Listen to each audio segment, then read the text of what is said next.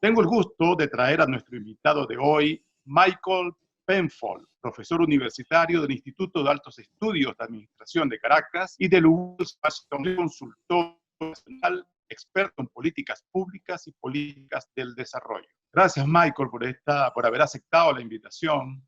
Es un gusto para nuestras audiencias en todo el mundo tenerte por acá. Omar, un placer estar en tu programa y un gusto poder conversar contigo. Ahora, en esta fecha, cuando estamos conversando 1 de septiembre, en las últimas horas han ocurrido algunos hechos en Venezuela, inclusive la liberación de varios presos políticos a través de un decreto de Nicolás Maduro. Podría decirse que esto marca un hito, un cambio, un giro en este escenario político, o que básicamente aseguraría la permanencia del gobierno en las próximas elecciones legislativas del 6 de diciembre. Mira, Venezuela tiene un dilema y enfrenta una tragedia. Y el dilema es que las salidas que todos pensamos que podrían ser los vehículos más rápidos, nos pareciera que no se van a materializar. Y la tragedia consiste en que si no materializamos algún acuerdo que permita un mínimo de viabilidad institucional, no hay forma de rescatar la economía y no hay forma de rescatar a una sociedad que está sufriendo no solamente en medio de la pandemia, sino básicamente viviendo una situación de pobreza. Somos el país más pobre en este momento de América del Sur, con unos niveles de desigualdad nunca vistos y con una economía que básicamente en este momento pendula entre Nicaragua y Haití. Entonces, esa es la realidad venezolana. En Ahora, términos del tamaño, ¿no? El tamaño de la economía. El tamaño de la en economía. términos del tamaño del PIB, sí, Ah. pero a tu pregunta, o sea, ¿esto marca un hito? No, yo no sé si marca un hito o no, creo que es un evento importante, yo no menospreciaría ese evento, creo que además es importante para todos los venezolanos recuperar a unas personas que fueron injustamente encarceladas. Eh, es un acto, a mi juicio, de un intento de Maduro de tratar de ganar un piso de distensión que le permita avanzar en el plano electoral, pero en un contexto en el cual él necesita que por lo menos una parte de la oposición entre en ese juego. Pero también pienso que la oposición está jugando muy apresurada en criticar, por ejemplo, a voceros o líderes como Capriles, que están diciendo, bueno, o incluso como la misma iglesia, que han dicho que acá no podemos ir a casarnos con unas salidas que tampoco se han materializado, con unas alternativas que lucen poco viables, y que si se logran acordar unas condiciones relativamente aceptables, entonces la idea de no ir a la legislativa también pierde fuerza. Y pierde fuerza, Omar, porque en el fondo, y esto es algo que es muy duro aceptar, pero es así, la Asamblea Nacional cesa el 5 de enero del 2020. Yo estoy seguro que la nueva Asamblea Nacional probablemente no sea legítima ni sea reconocida, pero eso no quiere decir que esa asamblea cese también. Entonces, lo que implica el 5 de enero en el fondo es una profundización de la crisis institucional venezolana, y de una extensión de la tragedia venezolana, que al final requiere de un acuerdo mínimo. Aquí nadie va a lograr imponerse. Y eso después de ya 2 años casi en ese proceso es evidente. Dime. ¿Cuáles serían los términos de ese acuerdo mínimo y entre cuáles actores dentro de este escenario podría ser negociado? Porque hay como una desconfianza general, e inclusive el gobierno, el régimen de Nicolás Maduro en otras ocasiones de intentos de negociación no ha cumplido tampoco. Yo creo, y eso quizás es una buena manera de aproximar el tema de la liberación de los presos políticos, que todos los procesos previos de negociación nunca se entregaron concesiones previas, o lo que llaman medidas de construcción de confianza unilateral. antes de un proceso de este tipo. Y eso yo creo que es importante, no es irrelevante. Eso no quiere decir que aquí se va a abrir un proceso de negociación mañana, porque hasta ahora la oposición se ha mostrado cerrada a retomar el capítulo de Oslo y Barbados. Y por otro lado, Maduro se siente en este momento relativamente cómodo, no quiere negociar con Guaidó, prefiere negociar con otros actores dentro de la oposición simplemente para dividirlo. Pero, pero en el fondo, ese proceso es inevitable a mi juicio. Cualquier otra alternativa es una extensión de una agonía que es totalmente innecesaria para Venezuela. Ese escenario de diálogo y negociación es lo que dice que es inevitable y necesario. Yo creo que es fundamental entrar en esa negociación y que no es simplemente un diálogo, es una negociación. ¿Para qué? Para construir que tiene que ocurrir para construir la institucionalidad. Aquí todo el mundo dice, no, la salida es electoral. Bueno, mira, no hay salida electoral sin un arreglo institucional creíble previo. No existe. Porque sencillamente no va a tener la validez internacional.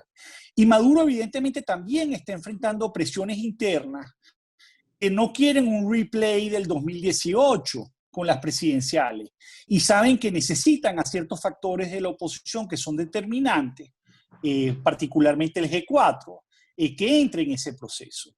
Entonces, él tiene restricciones y la oposición, hay quienes dicen, no tiene nada que entregar, está en un momento de gran debilidad.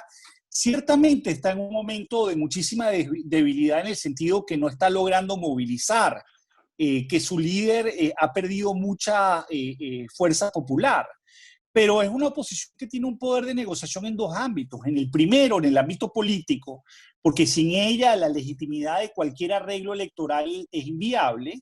Y en segundo lugar, tiene un poder de negociación que viene atada a las sanciones internacionales. Entonces, pero al final del día, esas sanciones y esa capacidad de dar legitimidad no garantiza que vayan a desplazar del poder al chavismo. Entonces, esto ni a los militares que están apoyándolos. Entonces, esto al final pasa por un proceso de este tipo. Y eso es lo que yo creo que estamos viviendo en este momento y creo que es lo que está detrás de esas concesiones, en particular la liberación de los presos políticos que acabamos de vivir en el día de ayer. Algunos estudios históricos demuestran que las sanciones no han tenido efectividad en el mundo para provocar cambios de gobierno. En el caso de Venezuela, no se estarán convirtiendo en una especie de boomerang que está siendo utilizado más bien por el chavismo para justificar el hundimiento de la economía que fue previo a todo eso. Mira, el tema de las sanciones es obviamente un tema con una documentación muy grande en la literatura. Si son mal utilizadas, pueden terminar cohesionando mucho a la élite que se sostiene en el poder y puede sobre todo desempoderar a la sociedad que empieza a luchar por su supervivencia, mientras que la élite que controla el Estado logra protegerse precisamente porque controla esas instituciones. Ahora, yo lo que pasa es que creo que en Venezuela hemos querido utilizar las sanciones básicamente para producir por sí solas un cambio de régimen. Y las sanciones han mostrado ser, y esto es empíricamente así, muy inefectivas para producir ese tipo de resultados. Las sanciones sirven para negociar. Es decir, cuando en Irán, en el momento en que los Estados Unidos y Europa utilizaron las sanciones para remover el régimen iraní, en ese momento los iraníes resistieron. En el momento en que los europeos y los americanos decidieron remover las sanciones parcialmente para promover un proceso de negociación en torno al tema nuclear, se sentaron. Entonces, eso es lo que yo creo que hay que aceptar acá. Es decir, las sanciones te pueden ayudar a obligar, a crear los incentivos para que Maduro se siente. Ahora, ese proceso requiere de correcciones con respecto a lo que estaba planteado en Oslo, porque En primer lugar, yo creo que es un proceso que cada uno de los actores tiene que entregar algo para entrar en ese proceso. Que lo haga creíble, que haga ver que todos están realmente invertidos en ese proceso. Y en segundo lugar, requiere que los actores relevantes estén allí. Y esos actores relevantes, en el caso venezolano, no son exclusivamente de la oposición y tampoco es exclusivamente Maduro. Es decir, ahí tienen que estar presentes como observadores de ese proceso el factor militar de las Fuerzas Armadas, tiene que estar presente los Estados Unidos, tiene que estar presente Cuba, tiene que estar presente Europa y tiene que estar presente Colombia y Rusia. Entonces, esto, si no logras eso, no vas a, lograr generar unos acuerdos básicos que permitan entonces la salida electoral. Y en ese sentido es el donde estamos entrampados. Y obviamente, hasta que ese proceso de negociación no le dé garantías plenas a todos los actores, yo creo que difícilmente vamos a lograr resolver este dilema en el cual estamos envueltos actualmente. Sí, es una pregunta que me hacen llegar por acá que tiene que ver con eso, porque es un panorama confuso el de las elecciones, porque aparentemente el chavismo no quiere entregar el poder y sabe que unas elecciones, muy difícilmente, unas elecciones competitivas, podría ser ganadas por el chavismo. Este evento 6 de diciembre, ¿crees que podría ser legitimado en las próximas horas, que seguirán pasando cosas? ¿O que la señal va a quedarse hasta ahora en la liberación de los presos? ¿Qué has sabido por allí? O sea, yo pienso que nosotros, digamos, como oposición o como movimiento democrático, como ciudadanos, tenemos que aceptar que efectivamente hay un final de la Asamblea Nacional en diciembre del 2020 y que esas elecciones tocan. Ahora, esas elecciones pueden ser una oportunidad para promover ese acuerdo previo. De lo contrario, lo que va a ocurrir acá es un drama aún mayor, porque vas a terminar con actualmente tienes un gobierno de facto y un gobierno de jure, pero ese gobierno de jure cesa en enero del 2020. Es decir, decir que se extiende la presidencia interina sencillamente porque sí, porque no hay vacío de poder, también es algo que es difícil de defender jurídicamente. Entonces, se termina profundizando todo porque tienes realmente un conflicto aún mayor entre dos entidades de facto. Una que quiere restaurar la democracia, otra que se quiere sostener en el poder, pero que al final una tiene un control sobre el territorio y el otro tiene un control sobre los activos del país en el extranjero. Es decir, eso no es muy distinto a crisis de gobernabilidad como la que han vivido algunos países en el Medio Oriente, por ejemplo en Libia, sin el conflicto armado, etcétera, que en el caso venezolano no hemos llegado allí. Pero en eso estamos. Y en un ambiente con una recesión, una depresión económica pavorosa. O sea, un país que ya, que va a tener una economía que básicamente es casi digamos, una décima parte de lo que llegó a ser en el pico del boom petrolero hace 12, 13 años atrás. Es muy dramático. Ahora, este escenario está claro para mucha gente que la única salida, la única forma de que haya un cambio en la economía es justamente que haya un cambio en la política, porque Venezuela tiene un default, un impago de su deuda externa enorme, tiene cerrado el crédito internacional, no puede recibir ayudas de multilaterales como el Banco Interamericano, el Banco Mundial, el Fondo Monetario. Entonces, que el mundo político marcha en una dirección y la realidad del venezolano común que espera respuestas marcha en otra dirección. Totalmente. O sea, aquí no, básicamente, o sea, Venezuela no puede salir sin financiamiento internacional y requiere reestructurar su deuda y requiere renegociar esa deuda. Y requiere relanzar su industria petrolera y requiere relanzar el sector privado venezolano. Eso requiere un mínimo de institucionalidad, que es lo que estamos hablando, pues, ¿no? De derechos de propiedad, de cierta estabilidad política, de una política económica que garantice un banco central autónomo, unas agencias regulatorias relativamente autónomas y sobre todo que garantice además la capitalización del sistema financiero venezolano que permita financiar a las empresas y retomar el crecimiento y retomar la actividad productiva. Ese es el camino. Ahora, ese camino requiere de esas instituciones. Hay quienes piensan que esas instituciones solamente las vamos a restablecer cuando desplacemos a la élite actual del poder. Pero ¿qué pasa si no la puedes desplazar? O sea, ¿condenamos al país a donde estamos o tratas de buscar una alternativa que te permita de alguna manera resolver ese dilema? Y eso muchos países han pasado por eso. Ahora, eso tiene acuerdos transitorios, involucra acuerdos políticos, evidentemente. ¿Cuáles? Yo lo que creo que este ha sido un error también muy grande, y en particular de los Estados Unidos, es que quieres precondicionar los resultados de esa negociación. Tienes que dejarla que ocurra. Sobre todo porque los Estados Unidos dice hoy, ayer dice Adams, bueno, el plan B es el realismo mágico. Entonces, bueno, ok, qué bueno que lo diga. Hubiese sido magnífico que lo hubiese dicho hace 1 año y medio atrás. Porque creo que nos hubiese ahorrado muchísimo tiempo y mucha gente que se dejó engañar por una amenaza creíble que no era tal. Y seguimos arrastrando este problema sencillamente porque nos disgusta con quien tenemos que negociar.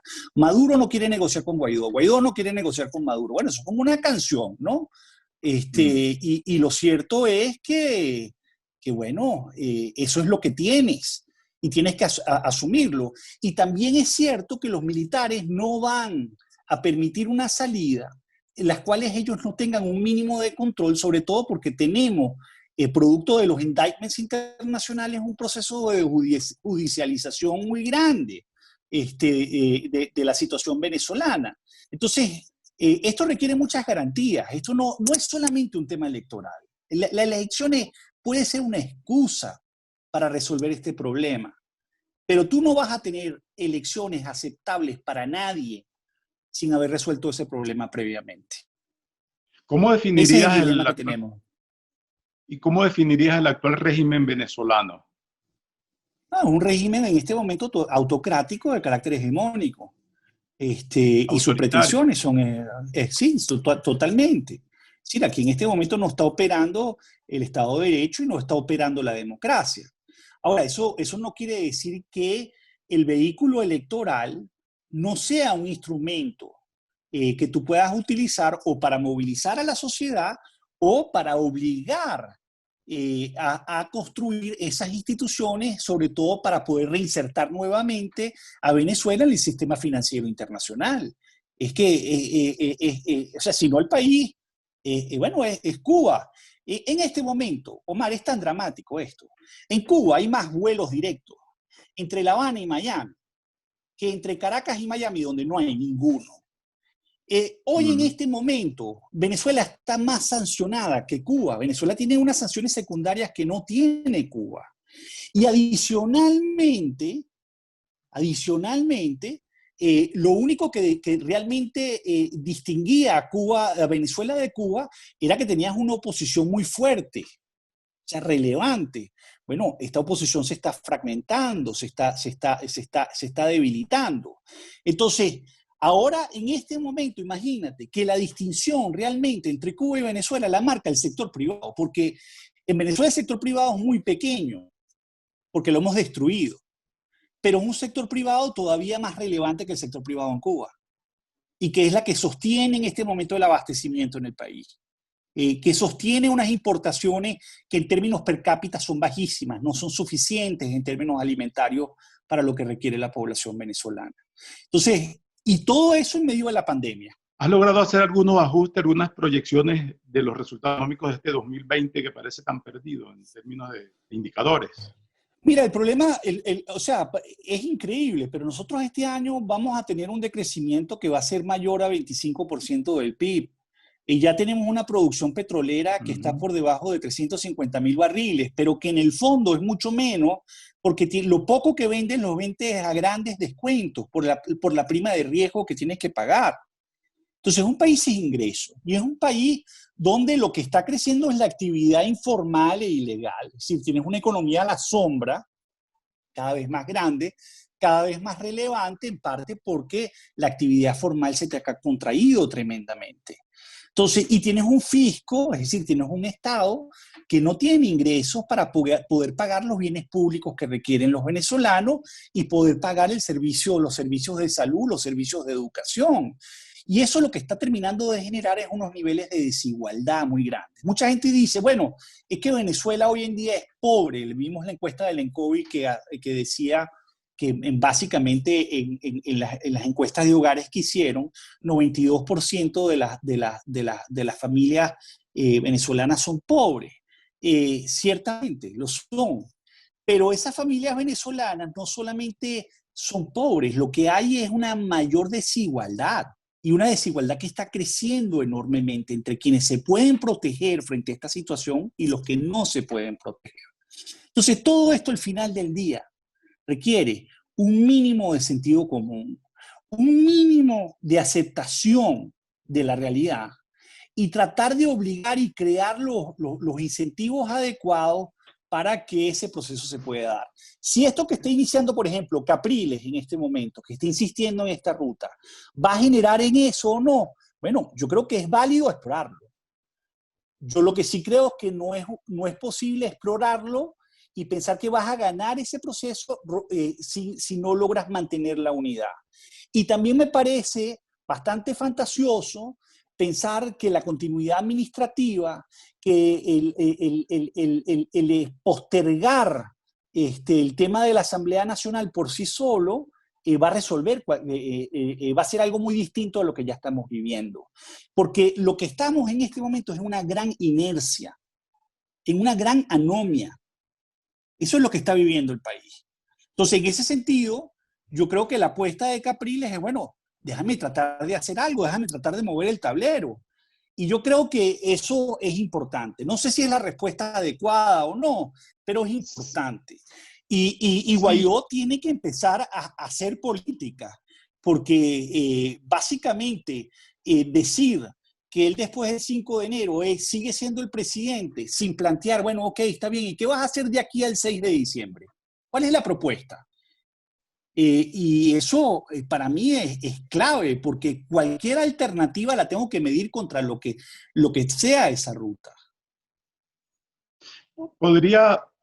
Podríamos estar en las próximas semanas iniciando una transición o una radicalización del chavismo.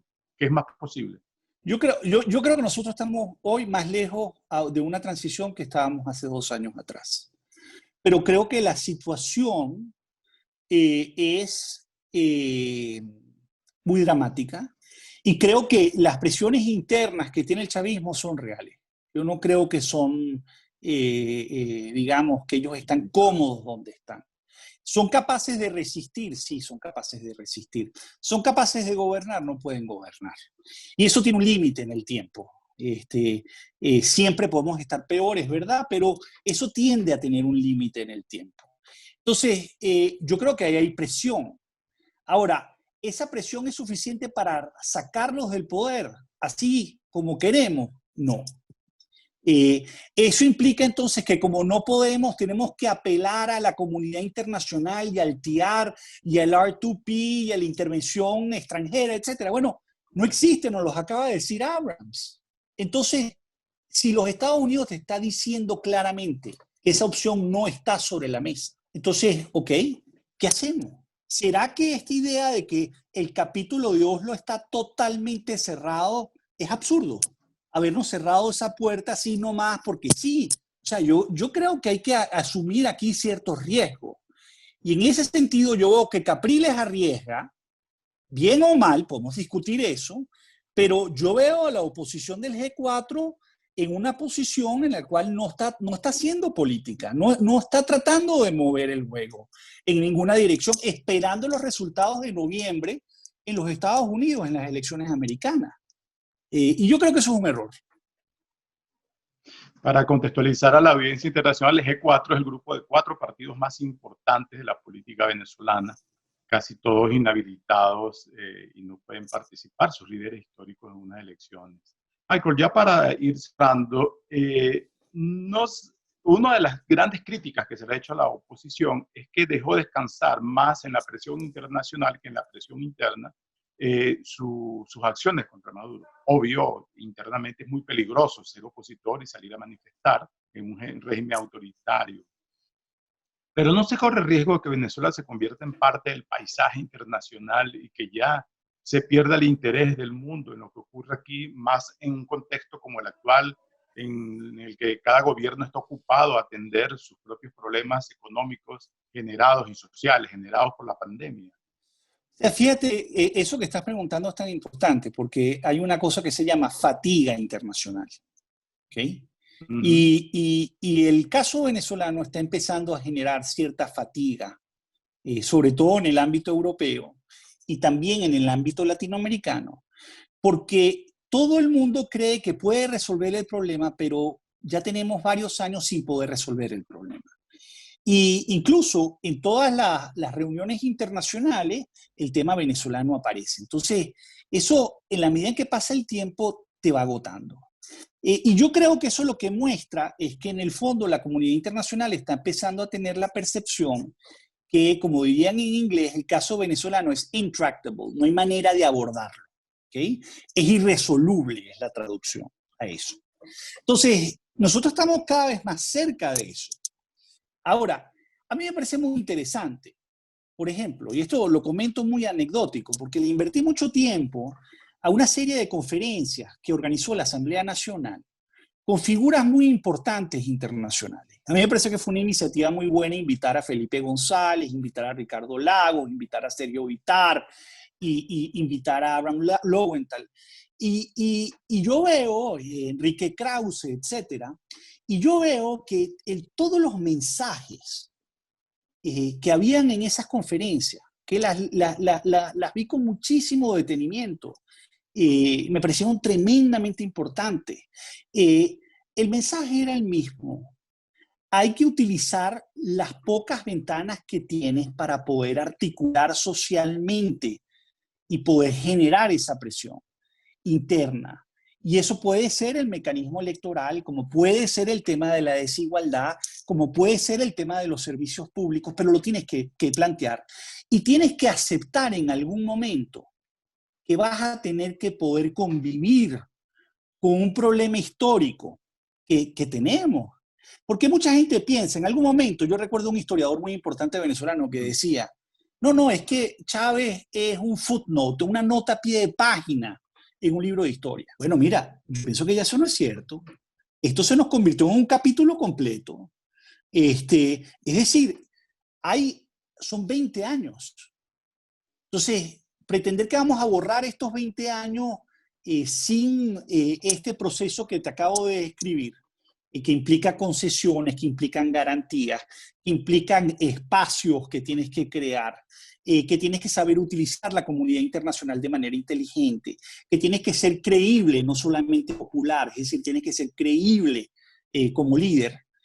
Bueno, es fundamental para poder generar un proceso de cambio político como el que requiere Venezuela.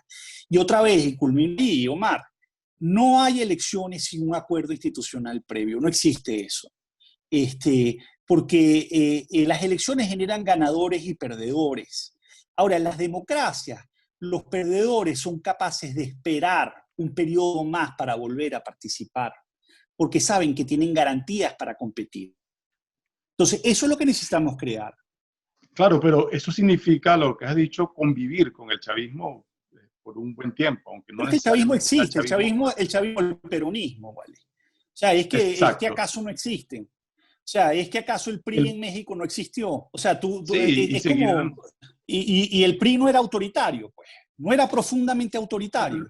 El punto, Y el punto, el peronismo no fue también profundamente autoritario. Y déjame decirte algo. Es que al final los sistemas políticos logran generar estabilidad y logran proteger los derechos de los individuos.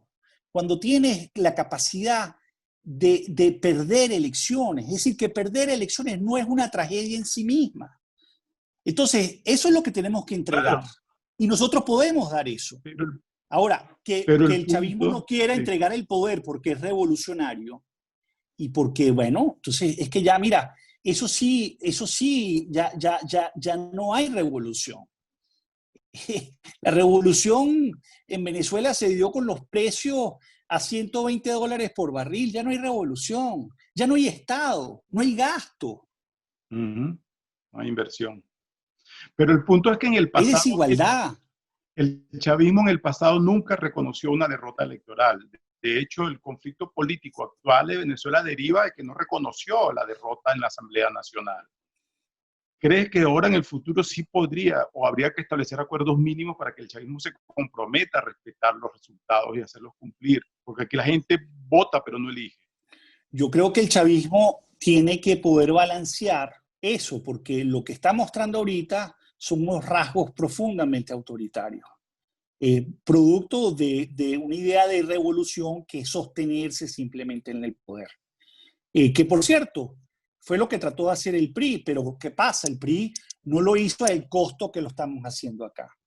¿Sí? Es decir, el costo económico y social de esta revolución sencillamente es impagable socialmente. O sea, lo que estás creando son unos pasivos sociales realmente deplorables.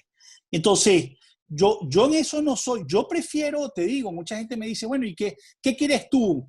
Yo le digo, yo quiero el futuro para mis hijos, es simple. Y si yo tengo que entregar lo que tenga que entregar en cuanto a garantías, en cuanto a instituciones, para poder dar esas garantías que permitan resolver ese problema, yo estoy dispuesto a hacerlo, porque compro futuro. ¿Qué tengo que ver hacia atrás? Que hay culpables, que hay causas objetivas de este drama? Sí, pero necesito ver hacia adelante. Mira, Sí. yo creo que es fundamental tener una estrategia que sea creíble, que tenga los incentivos adecuados para que los factores internos que puedan presionar para que esas concesiones se den, se materialicen.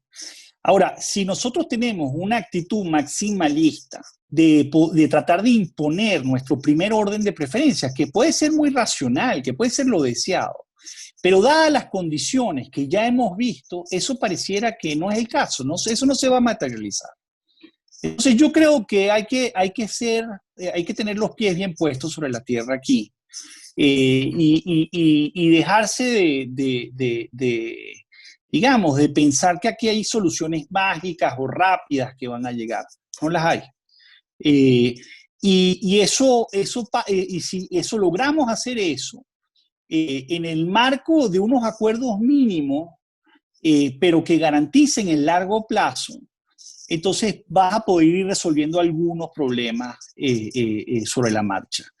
Eh, no tenemos todas nuestras opciones en este momento son malas, no son buenas. Eso no quiere decir que no puedas recorrer alguno de esos caminos. Te contaba precisamente lo que decía Felipe González, lo que decía Ricardo Lago, lo que decía Enrique Krause, y no son historias muy distintas. O sea, a mí no me gusta comparar, ¿no? A pesar de que soy comparativista, no me gusta, porque sé que digamos, las peculiaridades importan más allá de las ocurrencias más frecuentes. Eh, pero sí creo que nosotros tenemos que empezar a entender eso. Ahora, el chavismo también creo que está en una disyuntiva gravísima. O sea, Maduro en este momento ni tiene la popularidad ni tiene los precios petroleros. Eh, y bueno, y tiene un apoyo que es fundamental para sostenerse, que es el de las Fuerzas Armadas. Hasta que no es. Pero eso no quiere decir que esas Fuerzas Armadas van a apostarle a esta oposición tampoco, simplemente porque son las que tienen la relación con los Estados Unidos. Y también en la historia de referencia, porque pensando el caso de Argentina, donde hubo 30.000 muertos, el caso de Chile, con la dictadura de Pinochet, el mismo caso de España con el franquismo, Centroamérica, con las guerras civiles desastrosas, hubo eventualmente acuerdos. ¿Crees que Venezuela debería para no necesariamente esperar que la sangre llegue al río antes de tener que sentarse a negociar? Mira, ¿sabes cuál es nosotros hemos vivido sin tenerla una guerra? Ya, es simple. Son más de 5 billones de personas que han emigrado. Es una población que está condenada en una situación de pobreza y desigualdad, sin acceso a servicios públicos básicos. Unos niños que no vamos a poder educar mañana. Entonces, yo no tengo por qué ver otras experiencias para ver lo dramático de la situación. Lo que sí necesito son unos actores políticos que empiecen a aceptar ese dramatismo, que empiecen a reconocer que ninguno solo va a poder con la situación venezolana y que la única forma de darle viabilidad a este país, como ha ocurrido en otros países del mundo, es con unas instituciones inclusivas, transparentes, que realmente permitan resolver dilemas fiscales, políticos, sociales, de servicios públicos complejos, en un país que ya tiene o tenía más de 30 millones de habitantes. Y en un país donde el petróleo, que era nuestra principal fuente de ingreso en este momento, no tenemos la misma producción ni siquiera de Colombia, ni Ecuador, ni Brasil, ni México. Es decir, de pasar de ser un jugador relevante globalmente en el sector energético, hoy somos en la práctica un país totalmente irrelevante. Entonces, eso es lo que tenemos que empezar a reconocer. El problema está en que todos quieren soluciones unilaterales y no las hay. No existen. Maduro no las tiene y Guaidó tampoco. Ese es el drama de esta situación. Bueno, Michael, la verdad que ha sido una conversación bien esclarecedora y quiero agradecer el tiempo, también la dedicación, porque sé que estás muy ocupado. No sé si nos quedó No, alguna idea gracias a suelta que ti. quisieras ahondar. No, sencillamente, o sea, yo sí creo, yo no dejo de ser optimista. Yo sé que, digamos, estas alertas son muy dramáticas. Yo entiendo que no todo el mundo le gusta la idea de, bueno, cuál es la salida que yo veo para el país, porque le parece injusta, porque le parece que dada digamos, el bagaje histórico, es muy difícil de aceptar desde el punto de vista moral, incluso para algunos desde un punto de vista estrictamente político. Pero son las circunstancias históricas que nos tocaron vivir. Entonces, hay países que resuelven eso. Eso requiere liderazgo, requiere credibilidad, requiere conexión con la gente, requiere trabajo en equipo, requiere de alguna manera asumir riesgos, apuestas, pero que sean viables, no que sean completamente fantasiosas. Ni realismo mágico. Bueno, muchas gracias y creo que pronto tendremos que hablar otra vez si estos escenarios siguen moviendo. Ha sido Michael Muchísimas Penn, gracias, Omar. profesor universitario, consultor internacional, uno de los principales expertos más citados en Venezuela en estos temas de estudio, de desarrollo y de entorno. Presento para ustedes Omar Lugo desde Caracas, Venezuela. Hasta la próxima.